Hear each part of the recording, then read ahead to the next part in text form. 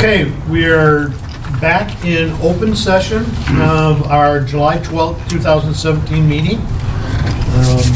And we will be at number 6, action items. The first action item tonight is a potential change to the general manager's contract. In closed session, we had an evaluation, and now that we're in open session, I will entertain a motion for the general manager's contract for the following year. I make a motion that we adjust the general manager's contract for the following year. We need the percentage. Oh, to change it from a 3% raise to a 4%. And pay for the yearly Rotary dues. Okay, it's been moved. Do I have support? I'll support. Andrew supports. Been moved and supported for the general manager, a 4% increase with dues for the Lowell Rotary being paid for. Any further discussion? All those in favor signify by saying aye. Aye. Opposed? Motion carried. On to part B.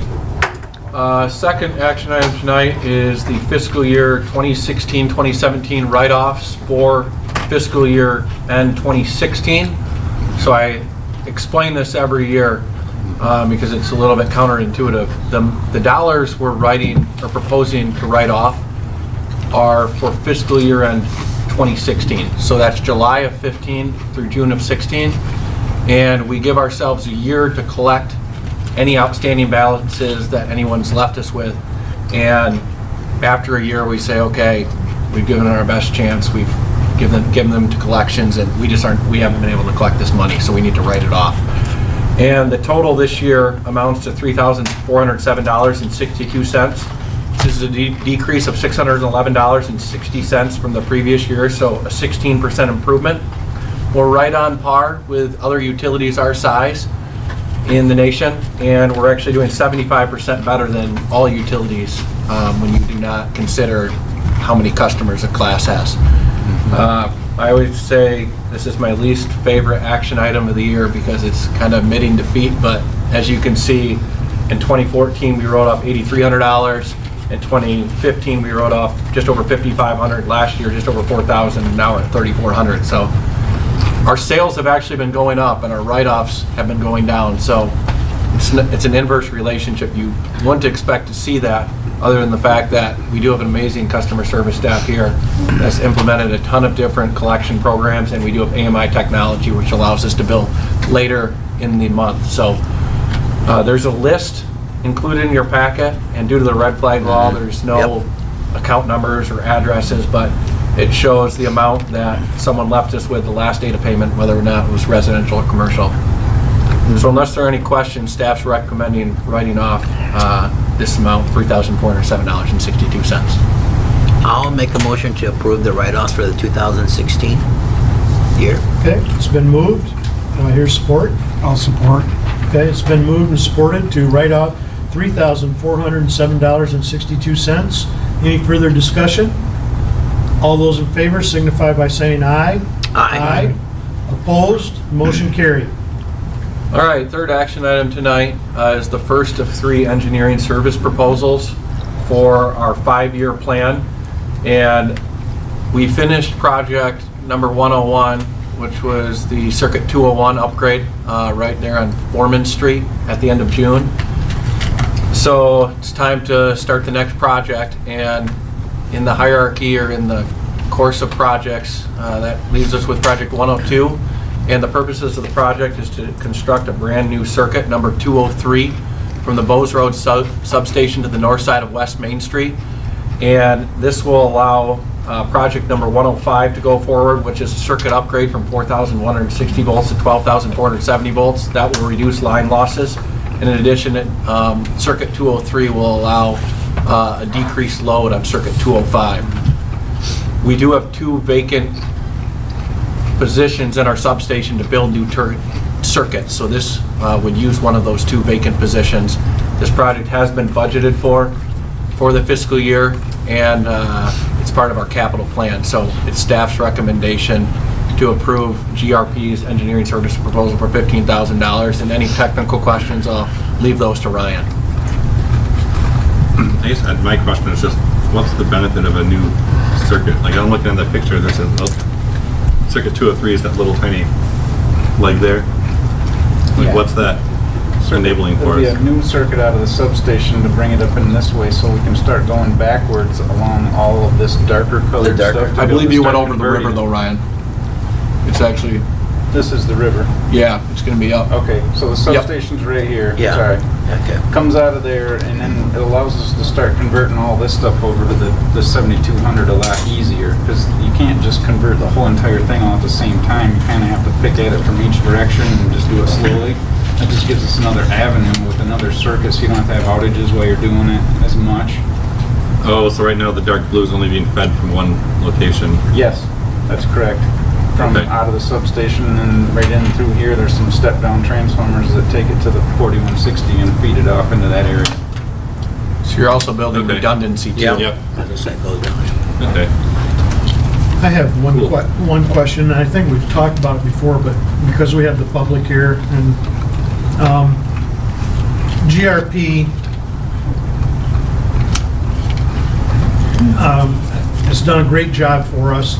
My question is, as we're looking at these projects, and it's 15,000 here, and another 12,000 here, and another X amount, what's the reasoning, or should we be looking at hiring our own on-staff engineer? Actually, Ryan and I looked at that probably 6 or 7 months ago. Yes. And I think you brought it up, but I just want, To bring an engineer, yes, if you add up how many dollars we spend in engineering in a year, we'd actually, compared to somebody's salary, we'd still pay a little bit more in salary, but we wouldn't be able to keep an engineer busy enough here. And we'd still, I mean, salary compared to dollars that we're paying in engineering fees, it might be close, but to take on a pension, healthcare, dental, FICA tax, and all the other benefits, it is more efficient to go with GRP.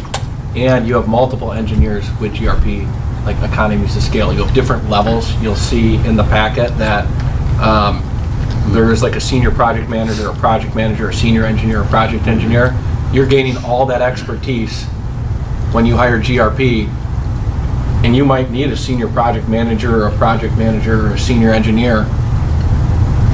And to bring in somebody of that caliber here could cost even more than what Ryan and I looked at, because we looked at bringing on a 30-year-old engineer, and he still was not cost effective. okay, and So, we talked about before. You'd have to, go ahead, Barry. You'd have to bring on other things too, like CAD and all that good stuff to be able to print and do what you need to do. or Different what- printers, software, IT work. Yep, And then 5 years from now, when this entire project is complete, you wouldn't need them anymore. need them anymore, yeah. Then what do you do with them? Develop Okay. more projects. Yeah, right, that's what you have to do, find more projects, yeah. Okay, so therefore, on item number C, I would entertain a motion to hire GRP Engineering, not to exceed 15,000. I make a motion that we hire GRP Engineering not to exceed 15,000. I'll support. Okay, it's been moved and supported for project number 102. Any further discussion? All those in favor signify by saying aye. Aye. Opposed? Motion carried. On to D. Second engineering service proposals for project number 107, which is the installation of capacitor banks on circuits 201 and 202. You may remember that, I believe earlier this year, back in March timeframe, we approved the engineering service for capacitor banks at the substation, and that fixes a lot of the power factor penalties there. We still have power factor penalties on these circuits, and you can still have line losses on those circuits. The capacitor at the substation doesn't necessarily fix that. So this is just engineering service proposal for that work to put capacitor banks on circuits 201, 202, and it amounts to to $4,500. This is within my spending limit, and I thought about just signing it, but seeing as this is a strategic plan item and for transparency, and this is kind of like the formal announcement that we're going forward with the project, I thought I'd bring it before the board as I was bringing two other projects to the board tonight. Okay, I would entertain a motion for item D, GRP. Go ahead. Go ahead. Well, I'll make the motion to approve engineering service proposal for project 107 in the amount of $4,500. I'll second that. Okay, it's been moved and seconded. Any further discussion? I just had a quick question again, Yeah. in terms of purpose of these banks, is it's kind of like, it's just kind of helping to buffer the load, right, as along the circuit, so you can't just do it all at the substation, you have to kind of have them out on the lines as well Yeah, to. more out closer to where the factories are or the bigger loads are on the circuit, so it can just respond to the demand when something large turns on. The capacitor can release its energy and be closer to that location. Okay. Okay, any other discussion? Okay, having a motion and it's been supported. All those in favor signify by saying aye. Aye. Opposed? Motion carried. On to E. All right, and the big service proposal tonight is for project number 108. It's a total of $22,000. And the purpose of this project is to replace the 11 15 kV breaker protective relays at the substation. They're all 15 years old and they're no longer as reliable as they need to be. And I actually don't know when this happened, and I should have asked Michael at GRP. Ryan may know. But there is a case where we did have a fault with one of the microprocessor-based relays at the substation. And as GRP wrote in their letter, loss of circuit relay protection causes faults on the distribution circuits to trip larger portions of the substation offline, expanding outages to a greater number of customers and potentially causing safety issues on the circuits. And I did question the $22,000 of engineering, and Michael provided me with a detailed list. They expect 192 hours worth of work, including kickoff meetings, a relay RFP, panel drawings, wiring diagrams and schematics, relay settings, RTAC and SCADA programming, planning meeting and switching orders. They'll be on site actually for 6 complete days during this entire process, and then there's record drawings, closeouts, and project management contingencies. So it's not like we're just paying $22,000 for nothing. It's a significant project at the substation. Okay, And this, again, like the last 2 service proposals, this has been budgeted for in fiscal year 2018's capital budget. which is 2017. July 1 of Yeah. 17 through June 30 of 18. Will they still honor the rates in what they propose, even though it says it's valid through December 31st, 2017 in their proposal, and this is a 2018? Well, This engineering service proposal would go into effect right now. Gotcha. We're authorizing them to do this engineering work right now at a cost of Okay. $22,000. and in the. Even though current- it may happen in 2018, or that we do it, or is that Well- our proposal? It's the, We better get this done this year. Okay, Well, all it's right. This is. Yeah, their this is gonna, proposal. this needs Right, to happen. that's, yes, okay. Yes, it's just, it would have been better if they had in the, where it was budgeted was 17/18, because we go from July Right. 1st to June 30th. Yeah, in theory, when the budget got improved in May, if this project was taking place in calendar year 18, their rates could go up, and what we budgeted for in May of 17 might be slightly less than what happened, but we are doing the project Okay. in the same calendar year as our budget got approved, and their rates are good for it. Okay. Okay, with that, I would entertain a motion to GRP Engineering for 22,000 for project number 108. I'll move that we approve project 108 for 22,000. I'll support. It's been moved and supported. Any further discussion? Hearing none, all those in favor signify by saying aye. Aye. Opposed? Motion carried. All right, 6th action item tonight is Siemens CT labor engineering approval from OnPower. They keep coming back. This does not relate to the actual startup of the project. This is an operating expense that we're bringing before you tonight. And this work has happened, but I asked Megan to detail out in the memo of how things transpired. So in May, we received a quote for them to do work at $9,000, which I have authority to approve. That came in at $10,324. So right there, they went over. And then in June, they came in at $7,100, or their quote was at $7,100, and they came in at just over $5,500. So in total, they gave us a budget amount of $16,143. It actually came in under at $15,891.16. But the expectation when we approved the work in May is that it would be within my spending authority, and it just wasn't. They were on site to adjust and calibrate the water injection skid, water injection process for the exhaust emissions, and in June they were here for the stack test. And I'll let Barney comment further on what OnPower did, but it's my understanding that we're actually done in full with OnPower unless we did major upgrades like liner upgrades, which, would be a couple $100,000, that whole process, so. Well, the turbine hadn't run for a number of years, and it has a new processor, new control panel. So there was actually a lot of work that they did do to match up everything, to get everything running right. It's a brand new water injection system, so there was a lot of tweaking and adjusting in there, which takes a lot of time. You have to keep going back to the diagram, and I feel confident that they did a very good job. Moving forward, is this something that's a yearly thing that we're adjusting now, or is this going to fall under some No, of the maintenance that you do? This is good to go. Good to go. Once it's adjusted, it stays there. Okay. And there's some minor adjustments that I can You can do. myself. So yeah, back in December, you may remember, it's like consumers gave us permission to run. We were able to run to get capacity credit, but they weren't able to finish this. So in theory, we could run the turbine, but this should be done to more properly run the turbine. Okay. With that, I would entertain a motion for the bill for OnPower's work of $15,891.16. I'll move to approve the invoice as described. I'll second. It's been moved and seconded. Any further discussion? All those in favor signify by saying aye. Aye.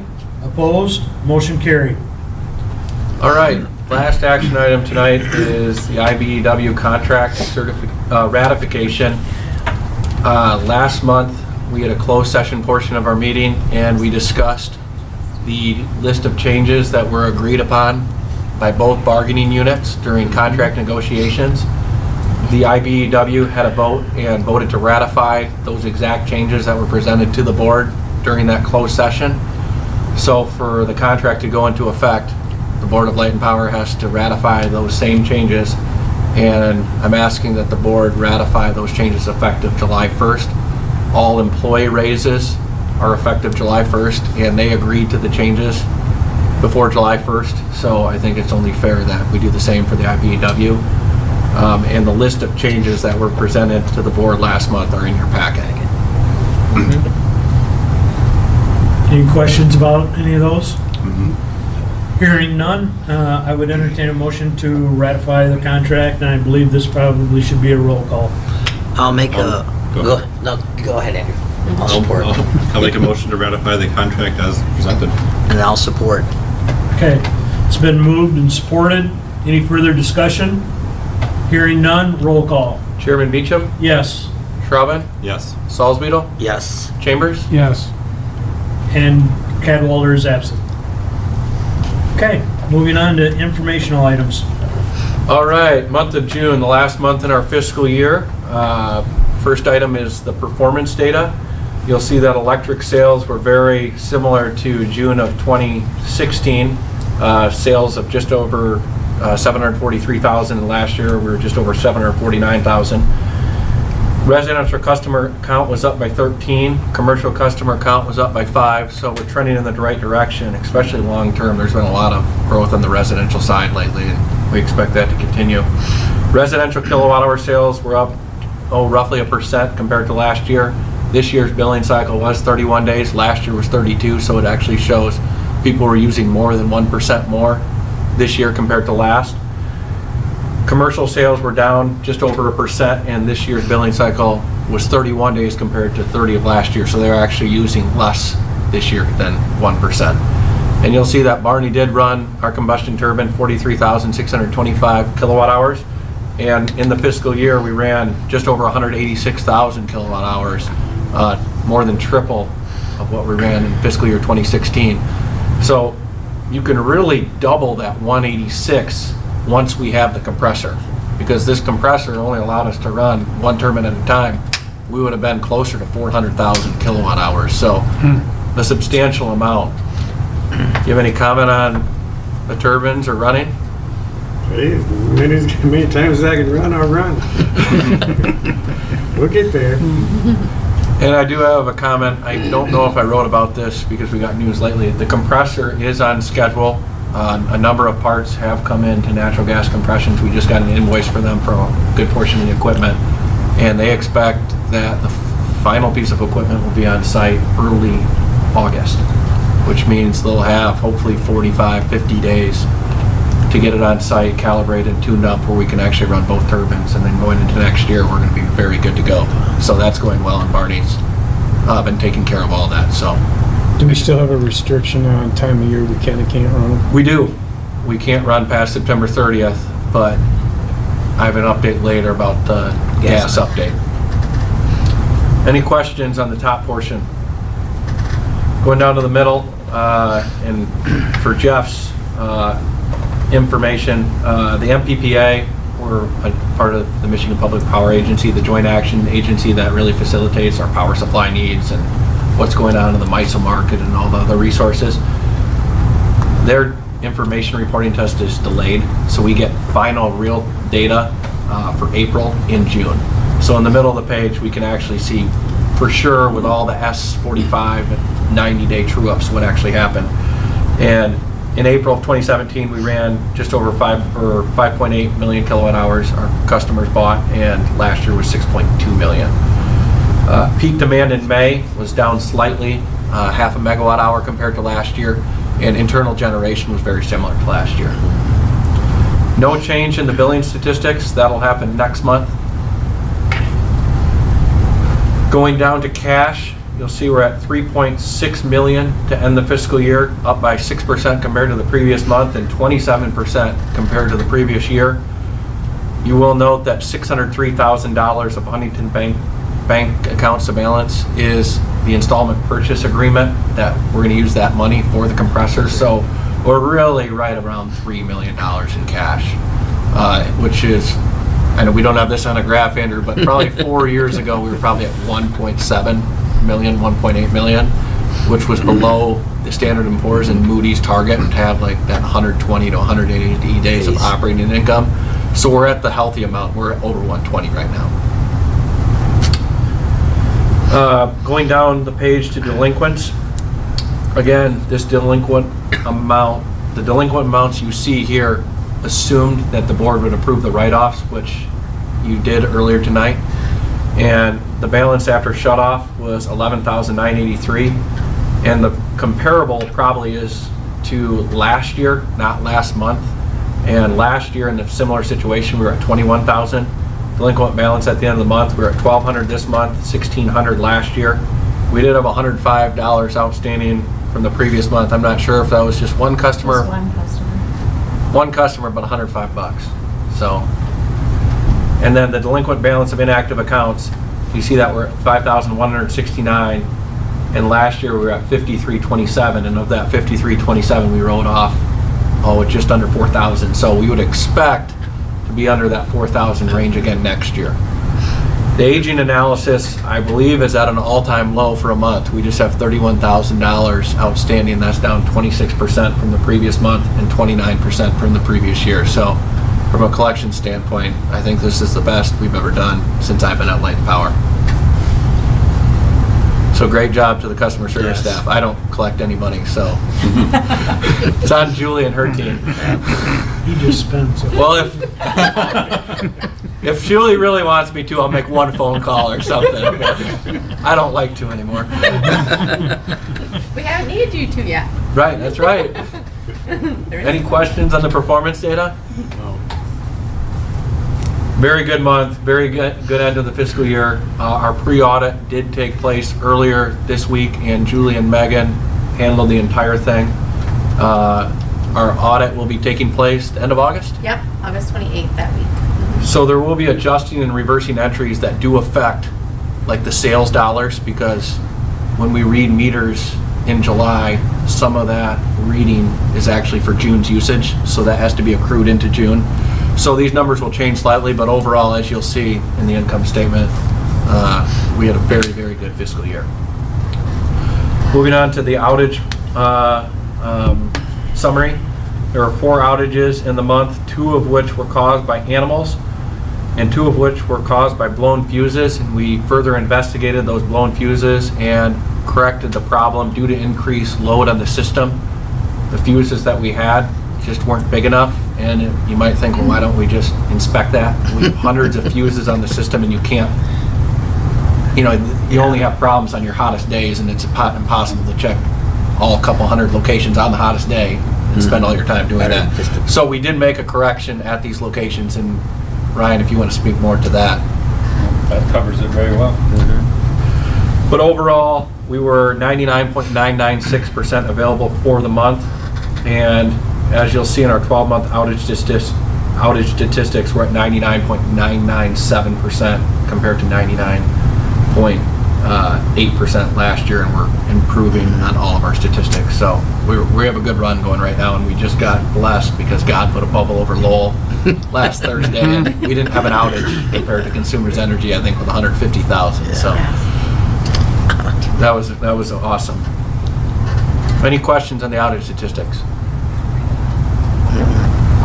All right, the income statement. Sales revenue, we were at $743,000 like we just covered for the month. We were under budget on the month, and we're under budget for the year by just over $31,000, but we were actually within 0.36%. So we were $31,000 under budget, but it's hard to get closer than 0.3%. And on total sales, again, we were $31,000, or total operating revenue, we were within $31,000. So we were right on track there. For generation expenses, we were under budget for the month, right on target within 0.43% for the year. Purchase power expenses, we were under budget for the month and under budget for the year. Distribution expenses, you'll see that we were significantly over budget for the month, but we came in $29,000 under budget for the year. The reason for the over budget on the month, we went forward with a huge lighting upgrade to our Chatham facility. We upgraded the entire facility to LED lights with sensors on the distribution side. The payback is going to be significant. We had really old lights there that were on all the time. We have the new LED lights, and it's actually increased morale, I think, when you say. Guys love them. It's way brighter in there. We made inventory, you know, the checking inventory, it made all of that a lot easier because it was just brighter. You could see everything lots better. It was And, awesome. I mean, technically our losses, I mean, we still have to pay for the power that we buy, and we're decreasing the amount of power that we have to buy, so it's essentially also saving us money. So that was a big reason for the overage. And we also performed forklift and service truck maintenance that put us over budget for the month, but you'll see we're still $5,000 under budget for the year on vehicle expenses. There was just some major work that had to be done. Going down to customer accounting, under budget for the month, under budget for the year. Same thing with marketing, under budget for the year. Admin and outside services were just under budget for the year with an 0.11%. We were really over budget for the month. The reason for that was Utility Financial Solutions, our rate study. That invoice came due. Office insurance and maintenance, we were over budget for the month and the year, and the main reason for this is the development of the app and AT&T invoices. Our AT&T bill went from $400 a month this past year to like $1,200 or $1,300 a month. So I think we're almost paying $1,000 more a month for like the last 6 months, aren't we, Julie? I I think so. I think close. So that's a big reason. But those AT&T invoices are now going away Yep. Yeah. to zero. So it's going to be great. Employee benefits within 2% of budget, just over budget for the year. Miscellaneous expenses, we were under budget for the year. And in total, operating expenses for the month, we were 11% under budget, 5% under for the year. And operating income, we were 37% over budget for the year, which gave us great cash flow for the many capital projects we have. The operating income translates to the net income. We were over budget for the month, and we were $357,000 over for the year. But this will vary based on the year end, adjusting and reversing entries. So in total, a great fiscal year for Lowell Light and Power, and we'll have our audit next month. Awesome. Any questions?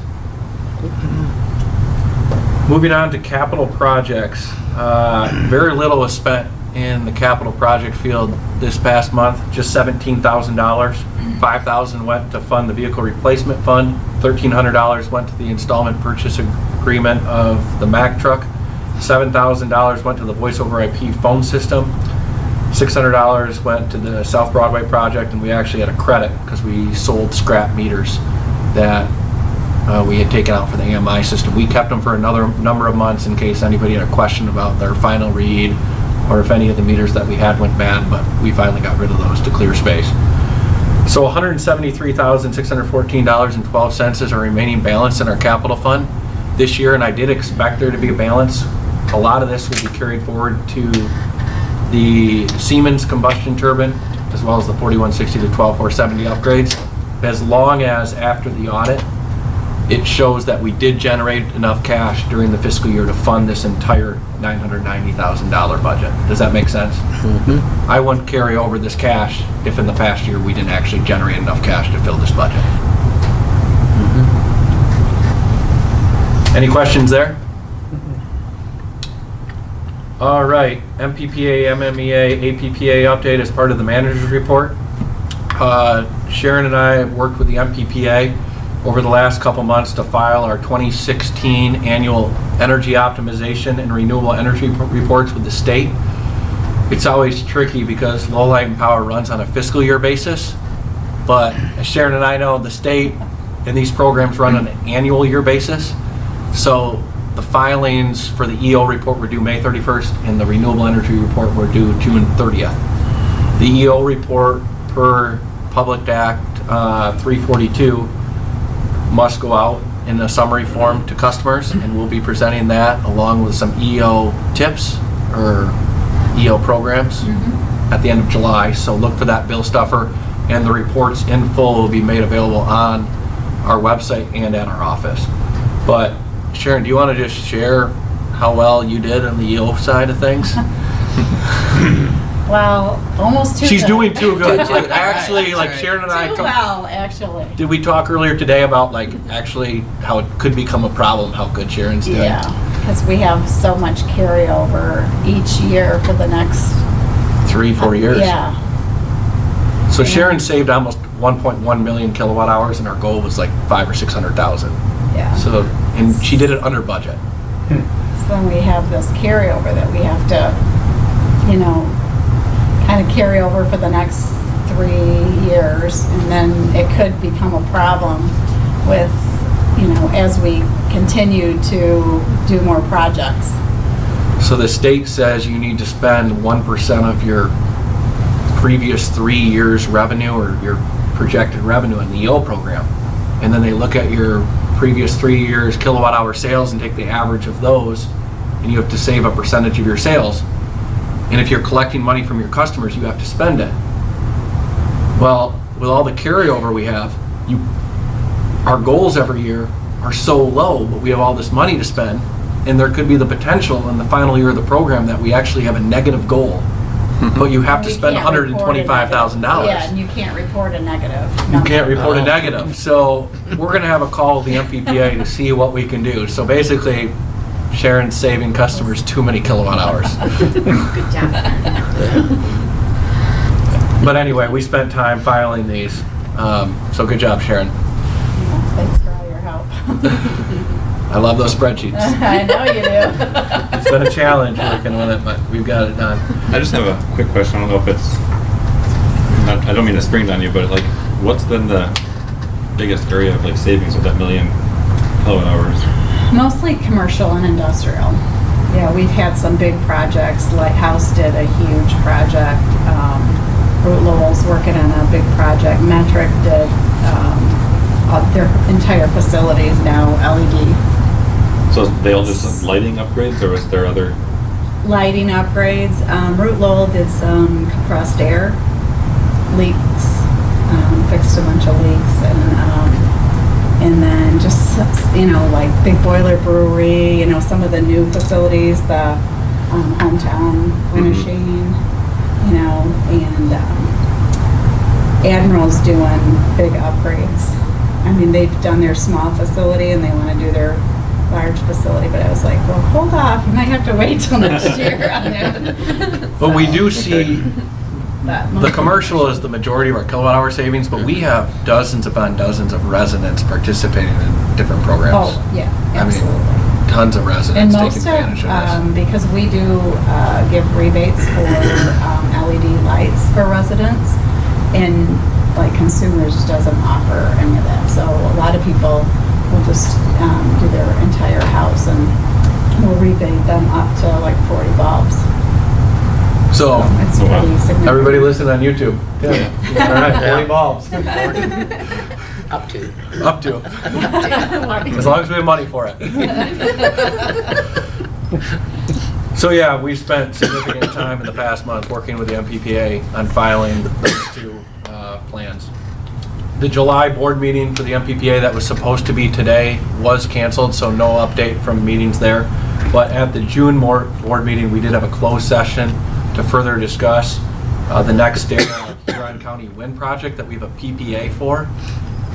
Because it was closed session and we're not in closed session right now, I can't go into details, but there are promising, very promising leads for us to fulfill that PPA with a very similar NextEra project at the same price point, and we'll learn more about that in the future. I can't give any more detail than that, but that's very good news for all MPPA members that entered into that wind purchase power agreement. APPA update. I had the opportunity in June to attend the national conference down in Orlando. This was the first national conference I attended, and I believe they set the record for attendees. Just over 1,500 people from around the country attended. I met people from New Mexico, Alaska, Sacramento, Tallahassee, all over really Colorado Springs. So it is interesting to meet people all over the country, and in general, people have the same problems as we do here in Lowell with the government and the EPA and different challenges with coal and the retirement of certain assets. But the conference was structured in such that there were 5 general sessions, just huge room with chairs, and you have a keynote speaker. One was from the New York Times, and one was a former admiral in the Navy. And they talk about different topics that may or may not relate to power. Some are just leadership and decision making and making wise decisions, or others talk about what's going on in the energy markets or what they see in the future. And really the key topics that I took away is battery and energy storage, and how big a part that's going to play for utilities in the future, especially with renewable energy like wind and solar, where you have an abundance of that at certain parts of the day, and it could be used at other portions of the day, but because there's not good, the storage isn't up to par. Yeah. And it's hard to get rid of that natural gas or coal-fired plant or nuke plants until you have battery storage that can harness the renewable energy, because you need that base load generation for your industrial customers, the Fords, the Chryslers, that are running 24/7, 365, and they need that power on demand at all times of the day. So they talked about the future of battery and energy storage, and there's still a ways out, but it's definitely coming, and I'm going to see it in my time in the electric industry. They talked again about solar and wind, about how competitive that is at a price point. A lot of times people used to do it just for the renewable energy credits. Now it just makes economic sense to have that in your portfolio because of, the government has really subsidized those industries, in a good way, and now they've been able to develop technologies that are cost effective in today's marketplace with natural gas and nuclear energy. Talked a lot about electric vehicles. There's declining sales in the country just due to energy efficiency, people making wiser decisions, more informed decisions with their energy. And when utilities have the right pricing structure, like we're moving to, recovering a lot of costs through the customer charges and like demand components, it works out, but so many utilities don't have the right pricing structure, and you still do need to sell a certain amount of kilowatt hours to cover your overhead. They talked about how electric vehicles could potentially be a savior for the electric industry because you're going to have a ton of new electric load come online potentially in every home that was never there. So it's going to really hurt the oil and gas industry, but for the electric industry, it's going to increase that sale. The problem is having the infrastructure in place, putting new transformers, new wire, upgrading substations that maybe we're going to see load we never even thought of. So even just thinking about that, and I thought of our system plan, hey, we're upgrading our entire system from 4160 to 12470, making sure we have more than excess capacity on circuits. Maybe today it won't help, but when electric vehicles are around, it could be a huge benefit to already have this done, and we're not being reactive, we've already been proactive. They talked about distributive generation, how a lot of industrial customers have said it's cheaper for us to get off the utility grid and do things ourselves. But at the same point, they want to be connected just in case there's an emergency, or for that 1 week a year where, oh, I need maintenance on my generator because everything needs maintenance and time.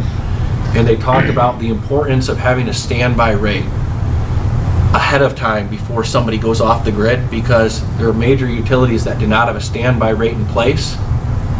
That a standby rate is actually very expensive because the utility still has to maintain the substation, the circuit, the transformers in place to service that peak load for maybe a week a year, and utilities build their system to serve the peak.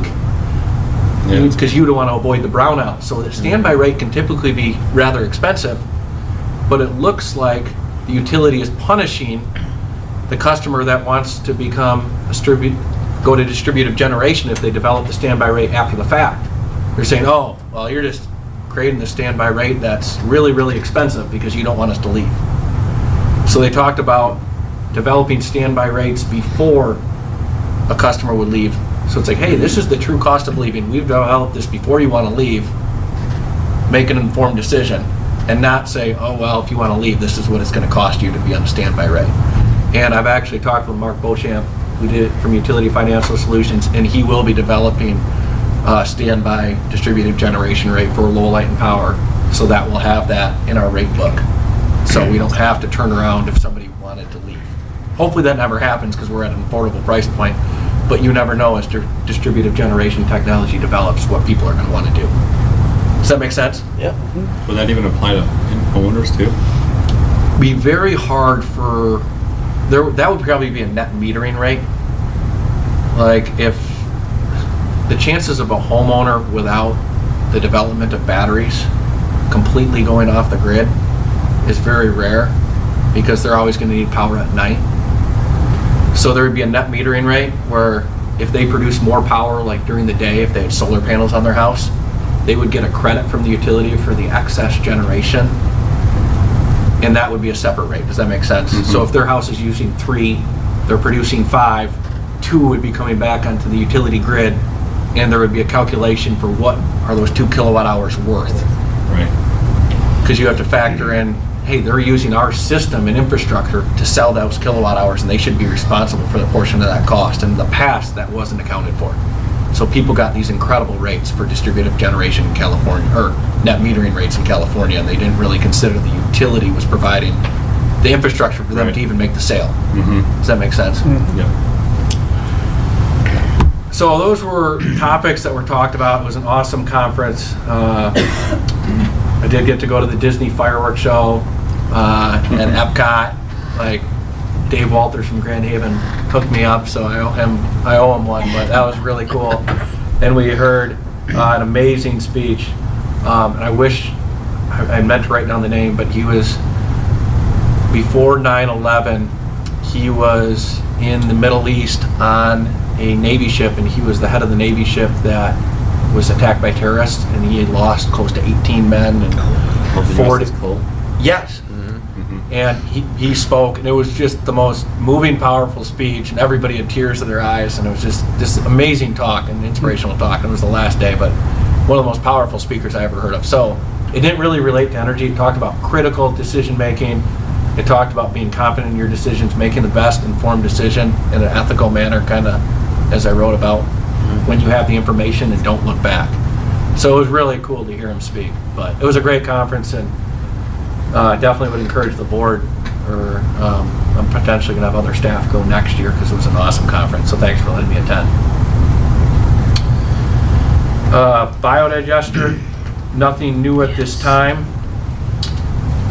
5-year plan, Project 101 was successfully completed a few weeks after our board meeting in June. So it was the first project that was completed as part of the 5-year plan. So great job by Ryan and his entire department. And GRP is in the process of completing the engineering work for Project 104. Those were the capacitor banks at the substation.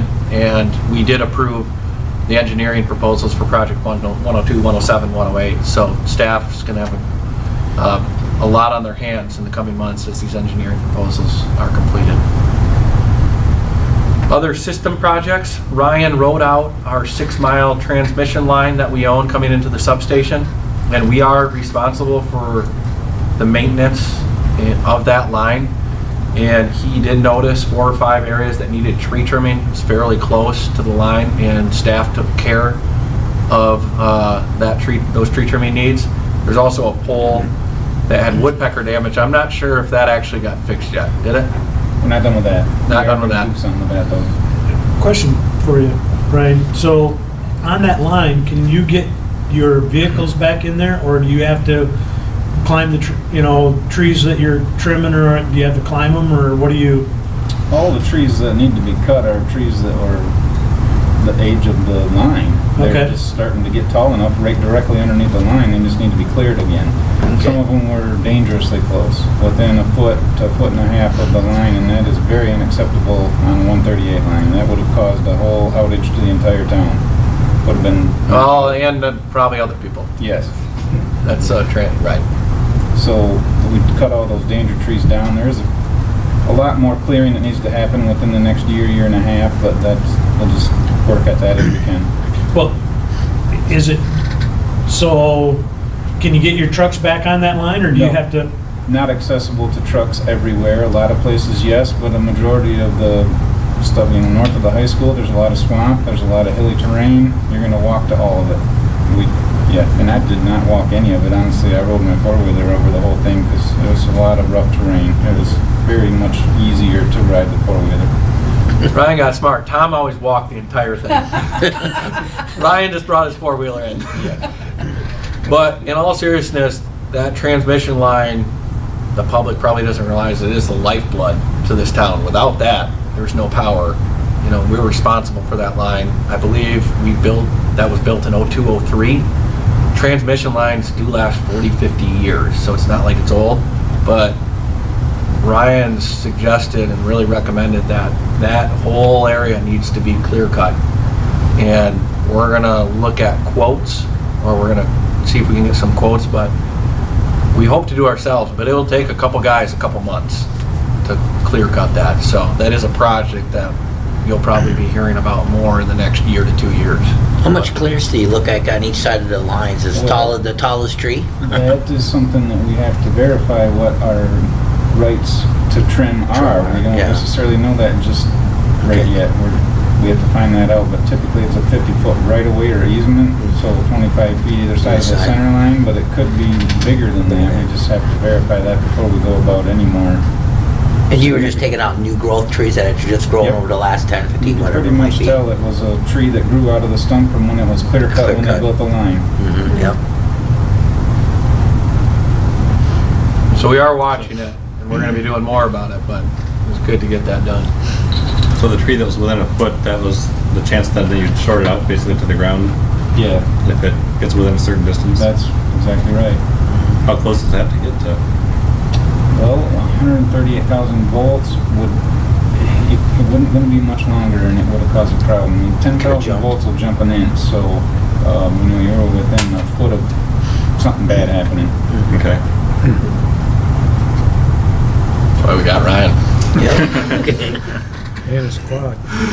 Right.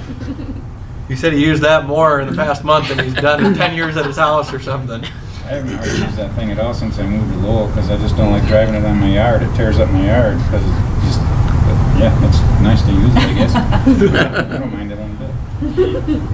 Would that be something in the future we should look at purchasing to have down there? We don't need one of them. Well, I meant more like the Ranger, with the bigger capacity. We wouldn't really need one of them for anything. I mean, we just have a small amount of remote off-road stuff like that, and there's no reason for us to own one. Other system projects, we caught up on smaller jobs, work orders. We talked about the new lights at the warehouse, which is awesome. And we do expect to start utilizing our forestry truck within the next month with our two-man crew. And then under system and generation upgrade progress, I did want to briefly discuss a meeting that Barney and I had this morning that Barney set up with Solar.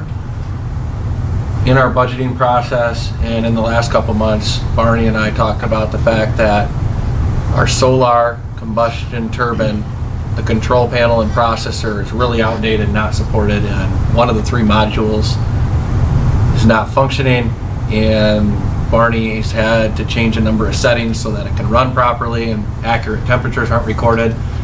And we do have a proposal from Solar, and it gives us a firm all-in cost to have the entire control panel and processor upgraded. We went through a timeline.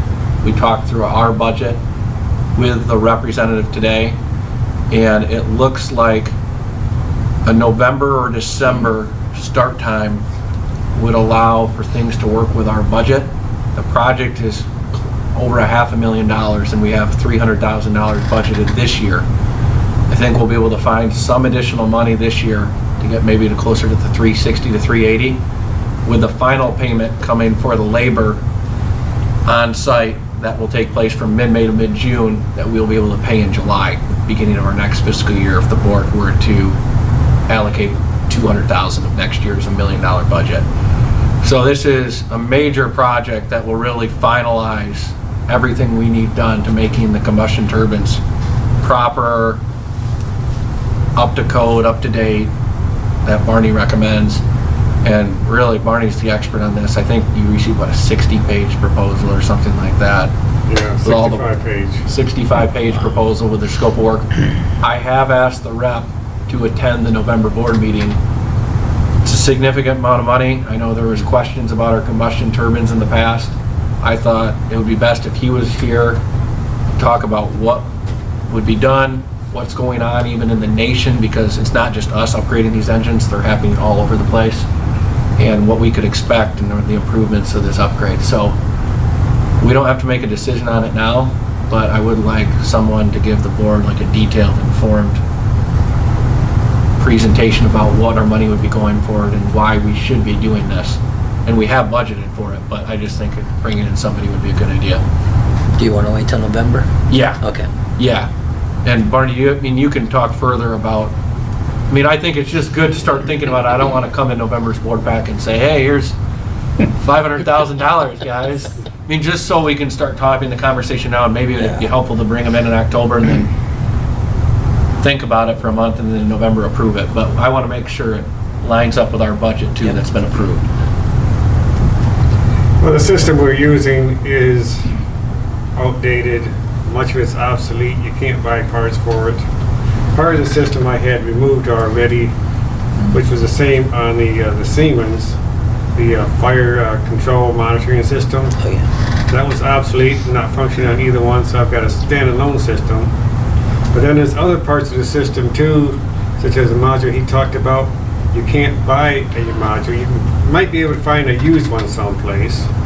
Other than that, you can't replace it. It's obsolete. They don't sell them. They don't make them.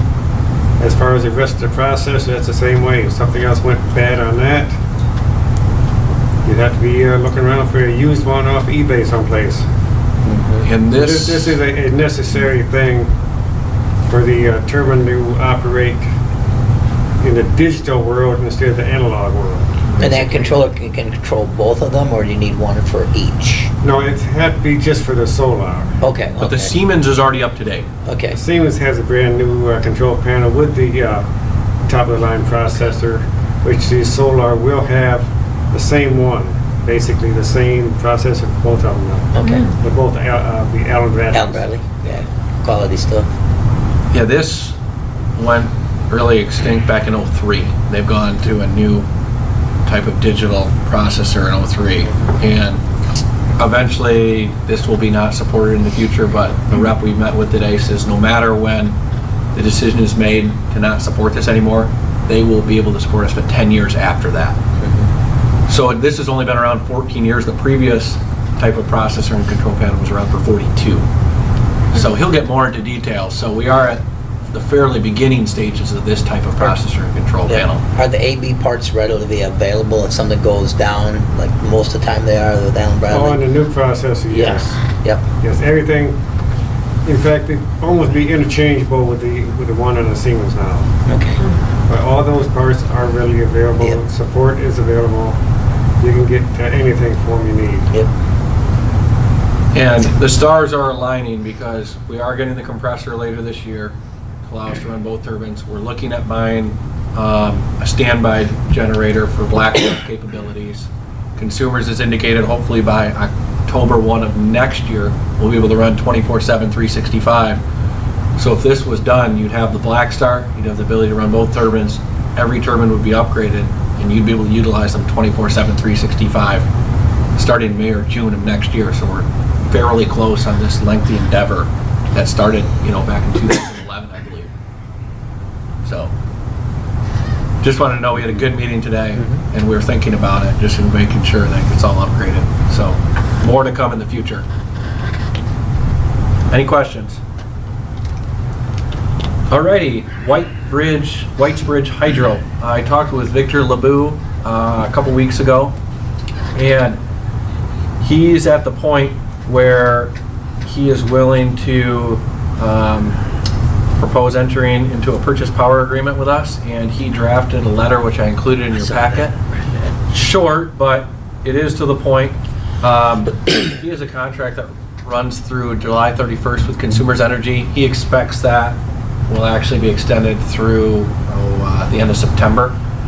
But he's proposing a 20-year contract where we'll obtain all the renewable energy credits through the MyREX system at a purchase price of 8 cents a kilowatt hour starting out, and they produce roughly 3 million kilowatt hours depending on the water level of the river, and a CPI or Consumer Price Index adjustment to be included after 5 years and a 20-year price. So to do an analysis, I would have to look at the capacity side, which is the revenue side, the hourly pricing analysis of the LMP, and get in different times of the year, and really the long-range projection of the next 20 years of the price of power with the dam compared to the market or other energy sources that are already in our portfolio, to really do a detailed analysis to say, does this make sense to enter into? I can tell you, we can find power cheaper elsewhere right now. If you wanted me that answer, we could enter into a 20-year purchase power agreement for wind or solar or something else out there and get it cheaper. But I don't know the difference when I factor in the capacity, the LMP prices of the dam, what that actual difference will be. Does that make sense? I don't know how much costlier this will be compared to that. The one thing this does have is the goodwill, the intangibleness of the project. We used to own the dam for 70, 80 years. It is producing power from the Flat River, which runs through Lowell. People can see it, they recognize it, and this is a very, very small portion of Lowell Light and Power's entire portfolio. So before I spent time doing any analysis, I just wanted to present the board a letter and get consensus one way or another if you'd like me or staff to spend time with the MPPA doing an analysis so we can make an economic decision about whether or not we'd like to go forward with something. I would like to, I'd like to see